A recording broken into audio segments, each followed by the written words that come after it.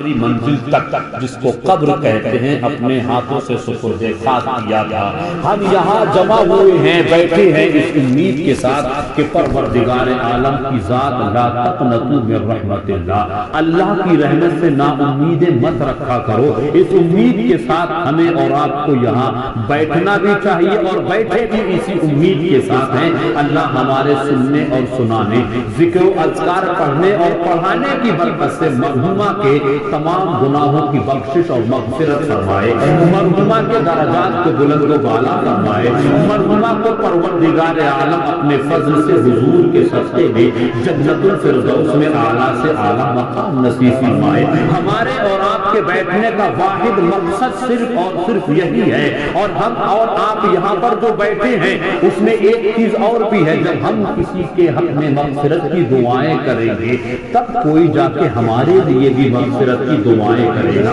جب ہم کسی کو اپنے کاندھوں پہ سپرد خاک کریں گے تب کوئی ہمیں بھی کاندھوں پہ سوار کر کے سپرد خاک کرے گا۔ کیا مطلب؟ جب تم دوسروں کے دکھ میں کام آؤ گے تو لوگ بھی تمہارے دکھ میں کام آئیں گے، جب تم دوسروں کے سکھ میں کام آؤ گے تو لوگ بھی تمہارے سکھ میں کام آئیں گے۔ پیغمبر کی حدیث مشہور ہے، آقا فرماتے ہیں الموت تحفۃ المومن، موت مومن کے لیے تحفہ ہے، بشارت عظما ہے، گڈ نیوز ہے، نبض جافزہ ہے۔ اور ایک موقع پر حضور فرماتے موت مومن کے لیے مصیبت ہے، پریشانی ہے، تکلیفوں کا باعث بھی ہے۔ اب حضور کی زبان فیض ترجمان سے ایک ہی چیز کو دو چیزوں میں بیان کیا گیا، موت مومن کے لیے تحفہ بھی ہے اور موت مومن کے لیے مصیبت بھی ہے۔ تھوڑا سا اپنا قیمتی وقت دے دیجئے، میں ان دونوں حدیثوں کا خلاصہ کرنے کی کوشش کروں گا۔ کس مومن کے لیے موت تحفہ ہے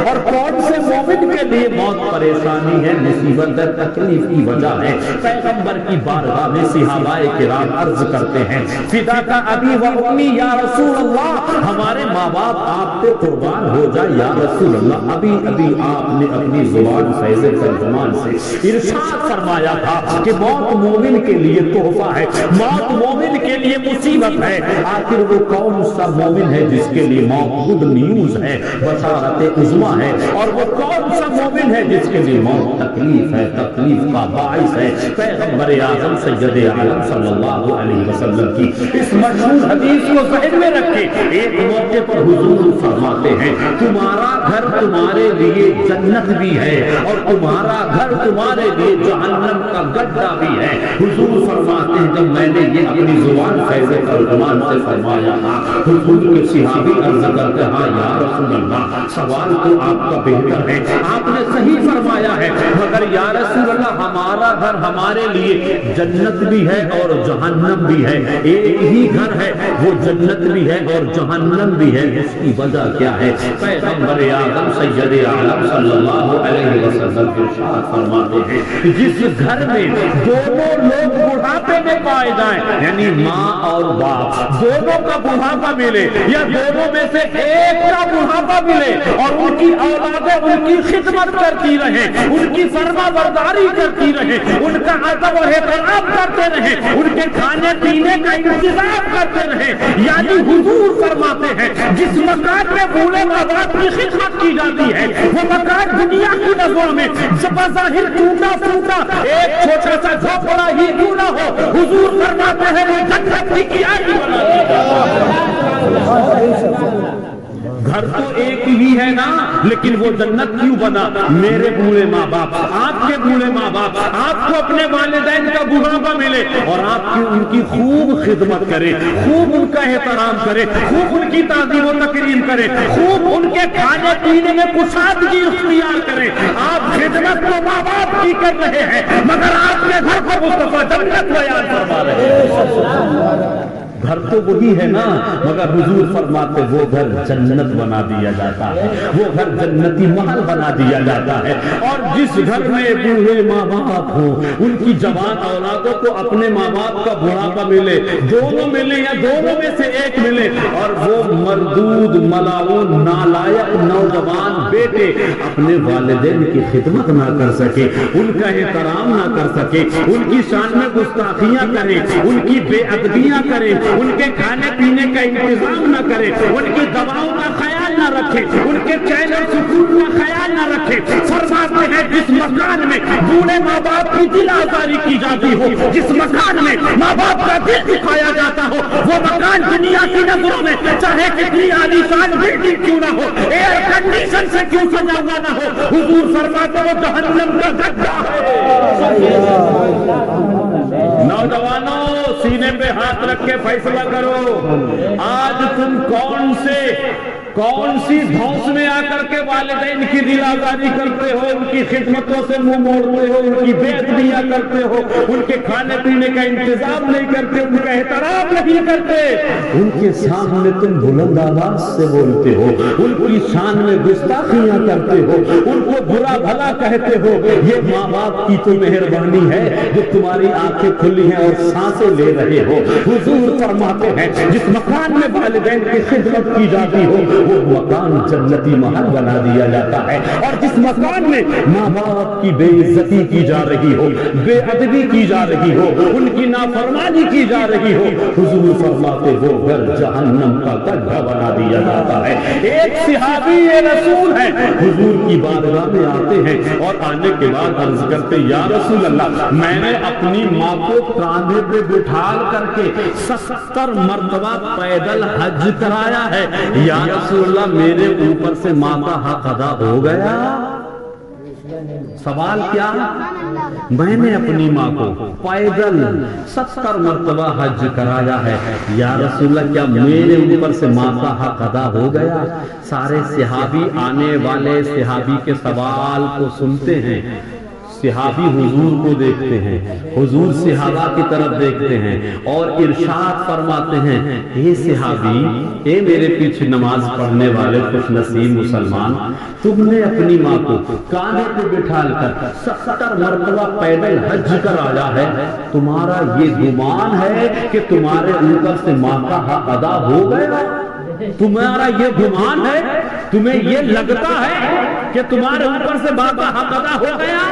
ہاں یا رسول اللہ میں اسی لیے تو آیا ہوں، میں نے بڑی خدمت کی ہے، میں نے بڑا احترام کیا ہے۔ حضور کی بارگاہ میں آنے والا صحابی اپنی وہ جو انہوں نے اپنی ماں کی خدمت کی تھی خدمتیں بیان کر رہے ہیں۔ حضور فرماتے سنو سنو، تم حق کے ادا ہونے کی بات کرتے ہو، سنو سارے صحابیوں، مخاطب ہو کر کے حضور فرماتے ہیں جس دن تو پیدا ہوا تھا اور تیری پیدائش کے وقت میں تیری ماں کو جو درد اٹھا تھا، اس درد میں تیری ماں نے دل ملا کر کے آہ کی جو آواز نکالی تھی، ارے دادا ابھی تو اس لفظ آقا حق بھی ادا نہیں ہوا ہے اور تم یہ گمان کرتے ہو کہ مجھ سے ماں کا حق ادا ہو۔ آج ہم اپنے بوڑھے ماں باپ کو یہاں سے لے کے کچھا 2 بار 4 بار 10 بار دوائیں دلا دیتے تو ہم سمجھتے ہیں ماں نے احسان کر دیا، ہم سمجھتے کہ ہم نے باپ پہ احسان کر دیا۔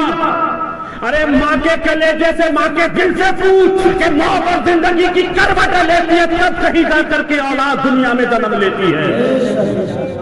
حضور نے اسی لیے اشارہ فرمایا ہے کہ ماں کی خدمت کرو، اگرچہ تمہارے ماں باپ تمہارے بارے میں کبھی برا نہیں سوچ سکتے، خدا کی قسم ماں باپ کی خدمت کرنے میں تھوڑا نہیں بہت بڑا اجر ہے، دنیا میں بھی اس کا اجر ملے گا، آخرت میں بھی اس کا اجر ملے گا۔ اسی موقع پر حضور نے فرمایا جیسے ایک گھر ایک ہی وقت میں جنتی محل بھی ہے اور جہنم کا گڈھا بھی ہے، وہ اسی لیے ہے کہ جس گھر میں والدین کی خدمت کی جا رہی ہے وہ گھر جنتی محل بنا دیا جاتا ہے، جن گھروں میں ماں باپ کی ناقدریاں ہو رہی ہیں، ان کی بے ادبیاں ہو رہی ہیں، وہ گھر جہنم کا گڈھا بنا دیا جاتا ہے۔ حضور فرماتے ہیں موت مومن کے لیے تحفہ بھی ہے، موت مومن کے لیے مصیبت بھی ہے۔ اب تحفہ کون سے مومن کے لیے ہے، مصیبت کون سے مومن کے لیے ہے، تو سمجھنے کی کوشش کیجئے۔ موت تحفہ اس مومن کے لیے ہے جو دنیا سے جاتا ہے، موت گڈ نیوز اس کے لیے ہے جو دنیا سے جاتا ہے. کیا مطلب؟ یہ موت کا صدقہ ہے. جب تک وہ زندہ تھے چلتے پھرتے تھے, اٹھتے بیٹھتے تھے, کھاتے پیتے تھے, سوتے جاگتے تھے, مارکیٹ میں جا کر کے سامان بھی خریدتے تھے. یہ موت کا صدقہ ہے کہ جب تک موت نہ آئی تھی وہ سارے لوگوں سے ملتے تھے, دوست احباب رشتے دار سے ملتے تھے. جب تک موت کا فرشتہ ان کے قریب نہیں آیا تھا وہ آئے دن ہر اپنے گھر میں آنے جانے والے رشتے دار کو دیکھتے تھے. رشتے دار کو یہ موت کا صدقہ ہے کہ مرنے کے بعد قبر میں مدینے کے تاجدار کو دیکھ رہے ہیں. اس سے بڑا کوئی تحفہ ہو تو مجھے بتاؤ, اس سے بڑی کوئی خوشی ہو تو مجھے بتاؤ, اس سے بڑی کوئی بشارت عظمی ہو تو مجھے بتاؤ, اس سے بڑا کوئی گڈ نیوز ہو تو مجھے بتاؤ. جس نے اپنے ماتھے کی نگاہوں سے مصطفیٰ کو دیکھ لیا اس سے زیادہ خوش نصیب کوئی ہو ہی نہیں سکتا. معلوم یہ ہوا کہ وہ تحفہ اس کے لیے جو دنیا سے جاتا ہے, جو دنیا سے جاتا ہے. موت اس کے لیے تحفہ ہے, موت اس کے لیے مزدہ فضا ہے, موت اس کے لیے بشارت عظمی ہے. الموت مصیبت المومن, موت مصیبت کس کے لیے ہے, کون سے مومن کے لیے مصیبت ہے؟ تو سمجھنے کی کوشش کرو. موت اس کے لیے پریشانی کا سبب ہے, موت اس کے لیے ضرور تکلیف لے کے آتی ہے, موت اس کے لیے ضرور پریشانی کا باعث بنتی ہے. کس کے لیے؟ جس کا دنیا سے جاتا ہے,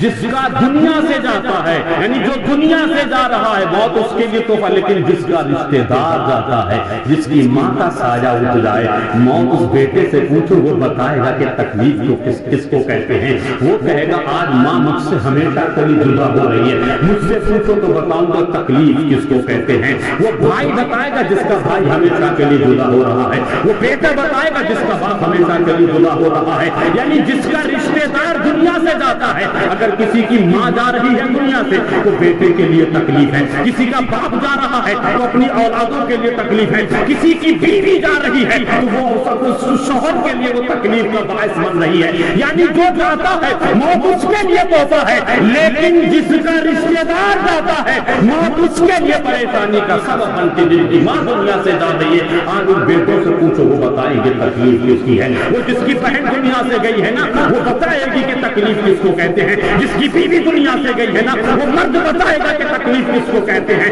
جو دنیا سے جاتا ہے موت اس کے لیے تحفہ ہے, لیکن جس کا جاتا ہے اس کے لیے پریشانی کا سبب ہے.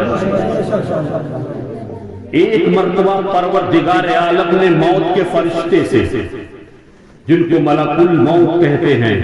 جن کو حضرت اسرائیل علیہ السلام کے نام سے جانا جاتا ہے, ایک مرتبہ میرے رب نے پوچھا اے اسرائیل یہ بتاؤ کہ لوگوں کی روح نکالتے وقت بھی کبھی تمہیں کسی پہ ترس آیا؟ اللہ نے جب یہ سوال کیا تو ملک الموت موت کے فرشتے جواب دی ہاں میرے رب. دو موقع ایسے آئے ہیں, دو موقع ایسے آئے ہیں کہ ان دو موقعوں پر مجھے بڑا ترس آیا. حکم تیرا تھا,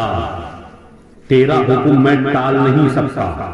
کسی اور کا حکم ہوتا تو ٹال دیتا. تیرا حکم تھا اس لیے میں نے ٹالنے کی کوشش نہیں کی, اس لیے مجھے ان دو موقعوں کو آج بھی یاد کرتا ہوں. رب پوچھتا ہے وہ کون کون سے دو موقع ہیں جن موقعوں پر تمہیں بہت ترس آیا, بہت تمہیں ترس آیا اور بڑا خیال آیا کہ اس کا دنیا سے کیا معاملہ ہے. تو موت کا فرشتہ کہتا ہے ایک مرتبہ بہت تیزی طوفان آیا ہوا تھا اور کشتیاں ادھر سے ادھر ساری کی ساری ڈوب رہی تھی. ایک چھوٹا سا بچہ اپنی ماں کے سینے سے لگا ہوا اور ایک کشتی کے ٹوٹے ہوئے تختے کے سہارے کنارے جا رہا. ایک ماں سینے سے اپنے بیٹے کو لگائے ہوئے ہے اور کشتیاں ساری ڈوب چکی ہیں. ایک کشتی کا ٹوٹا ہوا پتلا تختہ اس کے سہارے اپنی ماں سے چپکا ہوا ہے اور ماں نے اس لکڑی کے تختے کو پکڑ رکھا ہے اور اسی کے سہارے ماں اپنے بیٹے کو دریا کے کنارے لگانے میں لگی ہے, کوشش لگی ہے. مولا اس وقت تیرا حکم آیا کہ اس کی ماں کی روح کو نکال, اس کی ماں کی روح کو نکال لے. میں نے اس کی ماں کی روح کو نکال دیا. اس وقت مجھے ترس آیا, اس کا تو اب تو ایک سہارا ماں تھی, ماں کا بھی سہارا ختم ہو گیا, یہ بیچارہ بے سہارا ہے, اس کو سہارا بھی ملا ایک لکڑی کے تختے کا. میرے رب نے جب یہ پوچھا تو موت کے فرشتے نے کہا, مجھے اس وقت اس بچے پر اتنا ترس آیا, مولا اگر تیرا حکم نہ ہوتا تو میں اس بچے کو سہارا دے کے دریا کے کنارے پہنچا دیتا, مگر کیا کرنا, حکم تیرا ہے, تیرا حکم نہیں ٹالا جا سکتا ہے. بہر کہ ماں کا انتقال ہو گیا, روح نکلی, بچہ اس تختے کے ذریعے دریا کے کنارے پہنچ گیا, زندگی اس نے گزاری. پھر میرا رب پوچھا دوسرا موقع کون سا ہے؟ پھر موت کے فرشتے سوال کیا تو موت کا فرشتہ کہتا ہے ایک اور موقع بھی آیا تھا جس موقع پر مجھے بڑا ترس آیا. میرا رب پوچھتا وہ دوسرا موقع کون تھا؟ موت کا فرشتہ کہتا ہے ایک بادشاہ تھا, اس نے ایسا شہر قائم کیا تھا پوری دنیا میں, اس سے زیادہ روپیہ پیسے والا آدمی اس وقت کوئی نہیں تھا, اور اس نے اتنا حسین و جمیل خوبصورت محل کی طرح پورا کا پورا شہر سجا دیا تھا. لیکن اس نے جو شہر بنایا تھا, اس نے جو اپنا محل بنایا تھا, اور اس محل میں جب اس نے داخل ہونے کی کوشش کی تھی تو ایک اس کا قدم دروازے کے باہر تھا اور ایک قدم دروازے کے اندر تھا. مولا اس وقت تیرا حکم آیا کہ اس کی روح نکال آئی. اس وقت مجھے یہ ترس آیا کہ کاش اس نے اپنے ہاتھوں سے جو محل بنایا ہے, جو شہر سجایا ہے, کم از کم اس میں اندر داخل ہو کر کے دیکھ تو لیتا, اس کو محسوس تو کر لیتا, سمجھ تو لیتا. پروردگار عالم نے دونوں موقع کے بارے میں پوچھ کے جب جواب مل گیا تو پھر میرے رب نے پوچھا تم نے اس کو پہچاننے کی بھی کوشش کی یا نہیں؟ موت کا فرشتہ کہتا ہے واللہ اعلم, میرا اللہ بہت زیادہ علم رکھنے والا ہے, اللہ سے زیادہ علم رکھنے کا والا کوئی نہیں ہے. مولا میں نے اس کو پہچاننے کی کوشش نہیں کی. رب ارشاد فرماتا ہے جس فتلے کے سہارے, جس کشتی کے تختے کے سہارے اس بچے کو دریا کے کنارے پہنچایا گیا تھا, یہ وہی آدمی ہے جس کا نام شداد ہے. اس کا نام شداد ہے. دنیا کی دولت اس کے قدموں میں, دنیا کی شہرت اس کے قدموں میں, طاقت و قوت اس کے قدموں میں, حکومت و اقتدار اس کے قدموں میں, اس کے قدموں میں, سب کچھ اس کے پاس ہے. دنیا میں سب سے امیر آدمی میں نے اس کو بنایا. یہ وہی چھوٹا سا بچہ ہے جس کی ماں کا انتقال ہو گیا اور یہ کشتی کے تختے کے سہارے دریا کے کنارے پہنچا. میں نے اس کو سب کچھ دیا, لیکن اس مربوط نے میری فرما برداری نہیں کی, میری نافرمانی میں زندگی گزاری, میری تابعداری نہیں کی, میرے فرمان کے مطابق زندگی نہیں گزاری. تو جب اس نے تابعداری میری نہیں کی تو یہ میرا خیر ہے جو اس پر ٹوٹ رہا ہے. محل اس نے بنایا ہے, کون کون اندر جائے گا, کون کون باہر جائے گا, یہ مخلوق ڈیسائیڈ نہیں کرے گی, خالق میں ہوں, میں فیصلہ کروں گا کون اندر جائے گا. اور آج ہمارے پاس تو 4 پیسہ آ جاتا ہے. وہ اتنا بڑا آدمی شداد جس نے جنت بنوائی, اور جنت بنوانے کے بعد تمنا تو یہ تھی نا کہ میں اندر داخل ہو کر کے دیکھوں گا, لیکن واہ رے واہ میرے رب کے فیصلوں پہ قربان جائیے, ایک قدم اندر ہے اور ایک قدم باہر ہے. موت کے فرشتے سے نے روح نکالی اور وہ ہمیشہ کے لیے دنیا سے ختم ہو گیا. اب جس کے پاس اتنی دولتوں کے انبار لگے ہو, اس نے 3 وصیتیں کری تھی شداد نے. اس نے کہا میری 3 وصیتیں نوٹ کی جائیں, اور وہ 3 وصیتیں یہ ہیں کہ جب میرا جنازہ نکلے تو میرا جن لوگوں نے علاج کرایا یا علاج کیا سارے حکیموں کو بلایا جائے, سارے حکیم میرے جنازے میں ہوں. جب میرا جنازہ نکلے تو میرے جنازے کے نیچے ساری دولت کو بچھا دیا جائے, دولت کے انبار اڑیل دیے جائیں. اور تیسری وصیت یہ ہے کہ کفن سے میرے ہاتھوں کو باہر کر دیا جائے تاکہ دنیا والوں کو یہ پیغام دیا جائے موت ایک ایسا اللہ کا فیصلہ ہے نہ حکیم سے ٹالا جا سکتا ہے, موت ایک اللہ کا ایسا عدل قانون ہے نہ دولت سے ٹالا جا سکتا ہے. اور ہاتھ نکال کے اس نے دنیا والوں کو بتایا کہ تمہارے پاس کتنی بھی دولت ہو یاد رکھنا جس دن دنیا سے جاؤ گے تو ہاتھ خالی ہوں گے, قبر لگاؤ. ہم جی کون سی دنیا میں رہے ہیں، ہم کر کیا رہے ہیں؟ موت کے تصور میں جی کے دیکھو تو صحیح، خدا کے خوف میں زندگی گزار کے دیکھو تو صحیح، انشاءاللہ دنیا بھی بہتر ہو جائے گی اور آخرت بھی بہتر ہو جائے گی۔ ذرا سی کوئی پریشانی آتی ہے، کوئی ظلم و ستم کا پہاڑ توڑنے والا مردود چیخنے چلانے لگتا ہے، ہم لوگ نروس ہو جاتے ہیں، ہم لوگ بہت زیادہ ٹینشن میں ہو جاتے ہیں۔ ارے بڑے بڑے نمرود فرعون جب ہمارا تمہارا کچھ نہ کر سکے تو یہ نئے نئے جو ابو جہل، ابو لہب اینڈ کمپنی، فرعون نمرود جو پیدا ہو گئے، کیا تمہیں لگتا ہے یہ تمہیں مٹا سکتے؟ نہیں مٹا سکتے۔ اس لیے ہمارا ایمان ہے کہ اسلام تھا، اسلام ہے، اسلام رہے گا، قرآن تھا، قرآن ہے، قرآن رہے گا، اسلام کی گردن پہ حسین ابن علی کا احسان تھا، احسان ہے۔ تمہیں لگتا ہے یہ ایڈی چوٹی کا زور لگانے والے مٹانے میں کامیاب ہو جائیں گے؟ نہیں، مٹ گئے، مٹتے ہیں، مٹ جائیں گے۔ آقا تیرے نہ مٹا ہے نہ مٹے گا کبھی چرچا تیرا، فانوس بن کے جس کی حفاظت ہوا کرے وہ شمع کیا بجھے جسے روشن خدا کرے۔ ارے کم از کم کوئی پریشانی آئے تو دامن صبر کو اپنے ہاتھوں میں مضبوطی سے پکڑ لیا کرو۔ کوئی خوشی ملا کرے نا تو اللہ کا شکریہ ادا کیا کرو۔ شکر کرنے والے بندے اللہ کو بہت پسند ہیں، مصیبت میں صبر کرنے والے اللہ کو بہت پسند ہیں، اللہ کا ذکر کرنے والے بندے اللہ کو بہت پسند ہیں۔ ہمارا تو کچھ بھی نہیں ہے۔ سرکار آخری بات، سرکار سیدنا حضرت جنید بغدادی کے زمانے میں ایک بوڑھی ضعیفہ، ایک بوڑھی ضعیفہ، آپ سنیں گے تو حیرت کریں گے، اس کو دیکھیں اور اپنے آپ کو دیکھیں، آپ غور و فکر کریں۔ ایک بوڑھی ضعیفہ جس کا کام کیا تھا؟ جس کا کام تھا روئی وغیرہ سے دھاگا تیار کرنا، روئی اکٹھا کر کے دھاگا بناتی تھی، تو آدھا درہم وہ بیچتی تھی، تو آدھے میں سے آدھا درہم اپنے ضروری اخراجات میں لے لیتی تھی اور آدھے درہم کی روئی خرید کے دھاگا بناتی تھی۔ ایک دن اس نے سوچا کیوں نہ ایک دن میں ساری رقم سے روئی خرید لوں، اللہ کا کرم ہو جائے گا انشاءاللہ اور برکت ہوگی۔ آدھا جو درہم تھا، آدھے درہم کی روئی خرید کے لائی بازار سے، اور بازار سے اس نے دھاگا تیار کیا اور سوکھنے رکھ دیا۔ اتنی دیر میں ایک کوا آیا اور وہ جو اس نے دھاگا تیار کیا تھا چوٹ میں دبایا، چلتا بنا۔ اب جب اس نے دیکھا میری ساری پونجی لے کے چلا گیا، جو آدھا درہم میں سے آدھا درہم یعنی 50 پیسے میں سے 25 پیسے بھر میں جو قیمت نکال کر کے اپنے گھر کے کھانے پینے اخراجات کے لیے نکال لیتی تھی، آج تو وہ بھی چلی گئی، اور جو میں اس کے بعد میں جو بچتی تھی اس سے میں دھاگا خرید لیتی تھی، اب تو کھانے کو بھی نہیں اور اتنی رقم بھی نہیں میرے پاس کہ میں دوبارہ بازار سے جا کے روئی خرید لوں، دھاگے کا انتظام کروں گا۔ اب وہ اسی اسنا میں بار بار اس کی زبان سے لفظ نکلتے ہیں، رحمان ہے، رحیم ہے، پتہ نہیں کیسا رحمان ہے کیسا رحیم ہے، میں تو بڑی مصیبتوں میں زندگی گزار رہی ہوں، بڑی پریشانیوں کا سامنا کر رہی ہوں، آیا تھا وہ لے کے چلتا بنا۔ وہ یہ تمام چیزیں لے کے سیدنا حضرت جنید بغدادی کی بارگاہ میں پہنچے،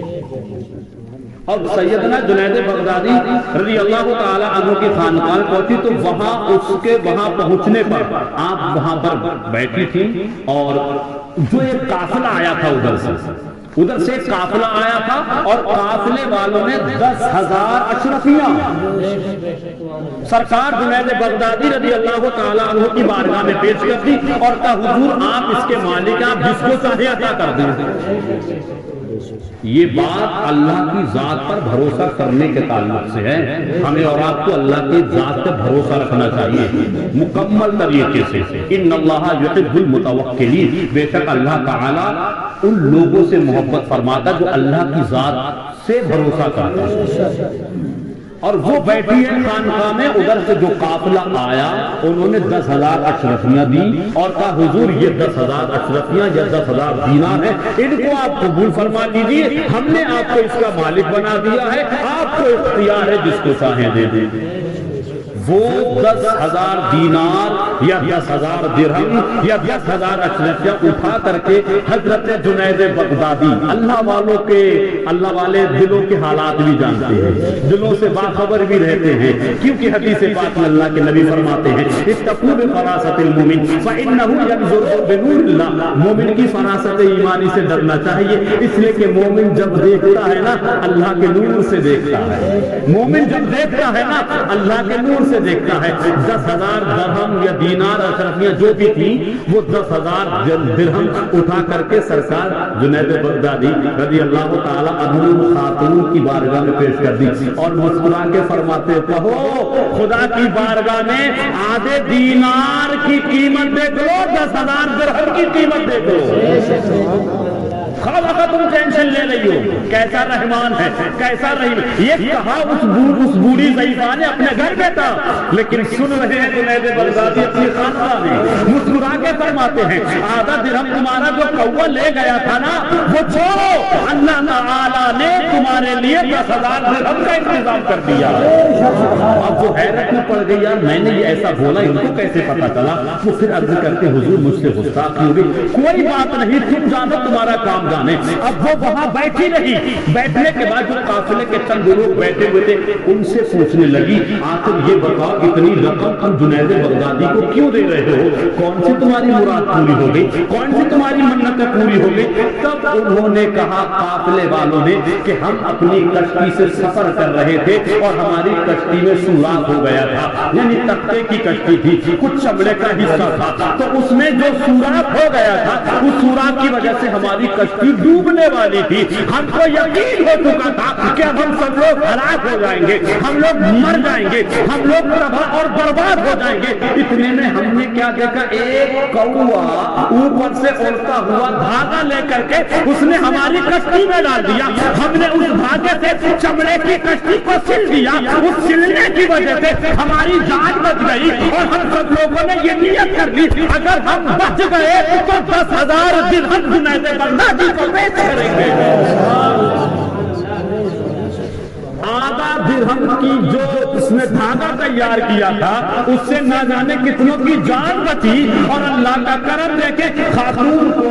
10,000 درہم کا مالک بھی بنا دیا اور ہمارے پاس تو ماشاءاللہ سب کچھ بھی رہتا ہے لیکن پھر بھی ہم کیوں ناشکری کرتے ہیں اپنے رب کو یاد کیا کرو میرے رب کو عبادت کرنے والے بندے بہت پسند ہیں میرے رب کو گرمی کا روزہ رکھنے والے بندے بہت پسند ہیں سردی کا وضو کرنے والے بہت پسند ہیں اور جوانی کی عبادت کرنے والوں کو میرا رب بہت پسند فرماتا ہے پروردگار عالم کی مقدس بارگاہ میں دعا ہے کہ پروردگار عالم ہمیں اور آپ کو تمام عالم اسلام کے خوش عقیدہ مسلمانوں کو حضور صلی اللہ تعالی علیہ وسلم کے وسیلے سے خوف خداوندی میں اور موت کے تصورات میں اپنی اپنی زندگی گزارنے کی ہمت اور توفیق نصیب فرمائے استغفر اللہ ربی من کل ذنب واتوب الیہ پروردگار عالم میرے بولنے میں قصداً صحباً لفظاً معناً اصطلاحاً لغواً کوئی چھوٹی بڑی غلطی خطا سرزد ہو گئی ہو مولا تو اپنے فضل سے سب سے پہلے اس کو معاف فرما کر اپنی بارگاہ میں قبولیت کے منصب پر فائز فرما اسلام زندہ باد مسلمان پائندہ باد خوف کی سیر چمن پھول چنے شاد رہے باغ میں جاتا ہوں گلشن تیرا آباد رہے رہا گلشن تو پھول کھلتے رہیں گے رہی زندگی تو انشاءاللہ ہم اور آپ ملتے رہیں گے خدا حافظ السلام علیکم ورحمۃ اللہ